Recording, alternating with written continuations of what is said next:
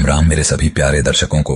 आज से शुरू हो रही है एक ऐसी कहानी जो सिर्फ कहानी नहीं बल्कि राजा विक्रमादित्य के साहस, न्याय और धैर्य की असली परख है। नाम है बेताल पच्चीसी। इस गाथा के बारे में आपने कई वीडियो देखे होंगे, टीवी सीरियल भी बन चुका है, पर मैं आज जो सुनाने जा रहा हूँ वो सिर्फ कहानी नहीं, पूरा सच है उस महान राजा का जिसे इतिहास ने नहीं बल्कि धरती और आकाश ने मिलकर अमर बनाया था। मैं ये नहीं कह रहा कि बाकी सबने गलत बताया, पर हाँ, अधूरा जरूर छोड़ा, क्योंकि बेताल पच्चीसी सिर्फ बेताल की कहानियां नहीं है, ये वो 25 सवाल हैं जिनका सामना करने के लिए राजा विक्रमादित्य जैसे महारथी की जरूरत थी। और आज से मैं इस यात्रा की शुरुआत कर रहा हूँ अपने अंदाज में, अपने शब्दों में और पूरी मेहनत से, क्योंकि आप सबका प्यार यही कहता है, भाई राजा विक्रमादित्य की पूरी कहानी सुनाओ शुरू से लेकर अंत तक। तो अब ये मेरी जिम्मेदारी है कि राजा विक्रम के जन्म से लेकर उनके बेताल पकड़ने तक और बेताल की हर चालाक कहानी को एक एक करके आपके सामने पेश करूं दमदार तरीके से। कहते हैं राजा विक्रम कोई एक राजा नहीं था, वो एक सोच था, वो कोई योद्धा नहीं, एक धर्म था। और जब उसका जीवन खत्म हुआ तब शुरू हुई सबसे रहस्यमयी कथा, बेताल पच्चीसी। यह कहानी शुरू होती है उस तांत्रिक से जिसने राजा विक्रम से कहा, श्मशान में जाओ और एक शव लेकर आओ। लेकिन वो शव कोई आम नहीं था, उसमें वास करता था बेताल। हर बार जब राजा उसे लेकर लौटते, बेताल एक कहानी सुनाता और पूछता एक सवाल।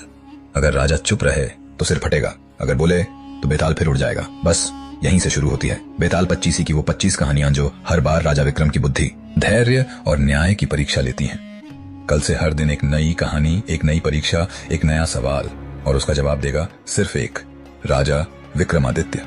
तो जुड़े रहिए, क्योंकि ये सिर्फ कहानी नहीं, ये है धर्म, विवेक और साहस की असली परीक्षा। जय श्री राम। कल मिलते हैं बेताल की पहली कहानी के साथ। आज से लगभग 1500 वर्ष पूर्व भारतवर्ष में एक नगर था जिसका नाम था धारा। यह नगर वैभव, विद्या और वीरता के लिए प्रसिद्ध था।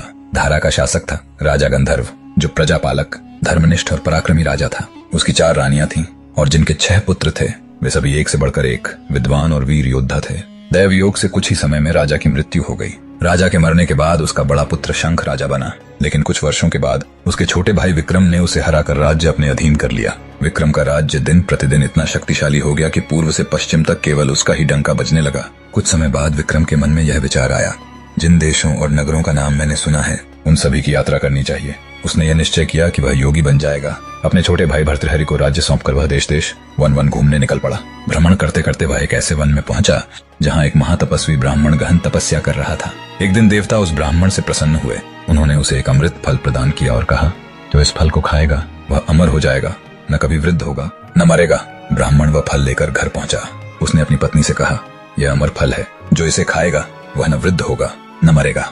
यह सुनकर ब्राह्मणी रोने लगी। वह बोली, अगर हम अमर हो गए तो जीवन भर भीख मांगनी पड़ेगी, ऐसे जीवन से तो मरना अच्छा है। इस दुखद संसार से छुटकारा